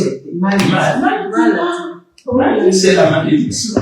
Alors, quand quelqu'un, aujourd'hui, Hachem est en train de faire monter les gens de Dieu. Quand on te donne, tu deviens PDG. Tu dois faire quoi? Tu dois d'abord, quoi? Comment on dit? Engagé. Tu dois engager des gens qui sont avec toi. Parce que c'est comme ça que le travail va aller de l'avant. Dieu ne te donne pas de travail pour te donner que parce qu'il a un intérêt dans ce qu'il te donne comme travail. Parce que c'est que tu vas donner la vie, c'est que tous les orphelins des bébés vont manger là-dedans. Dieu va ouvrir d'autres tuyaux pour te faire bénir. Ok? Maintenant, quand Dieu vous dit que aujourd'hui, là, tu deviens ministre des Finances et tout toi. Oh non, moi je n'ai jamais fait de finances. Tu es le finances, tu es le ministre des Finances. Mais toi qui deviens masculin, le Seigneur va te donner des sujets féminins. Je vais vous montrer par exemple des noms ici. Si nous avons des noms ici, on a des têtes, même féminines. Si nous avons des noms ici, ok. Ça c'est quoi? Ça c'est les noyaux. Mais tout autour de ces noms ici, nous avons des électrons. Ce sont tous les autres noms des Hachem. Ça tourne tout autour de ces électrons. Il y en a 70. Mais oui, il y a 70 noms. Mais ça c'est les 71, ça. Mais les 70 tournent tout autour.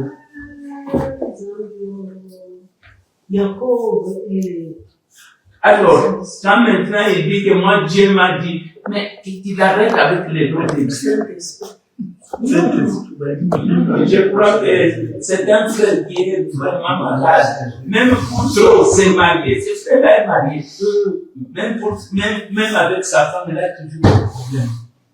Parce que pour prendre ta femme, on dit, tu vas dire que le Saint-Esprit ne va pas convaincre.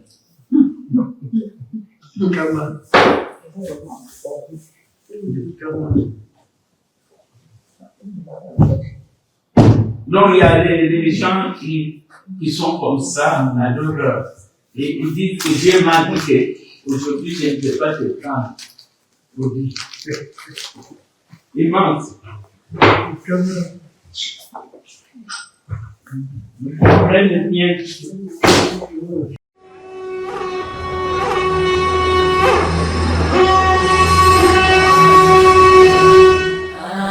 Hallelujah.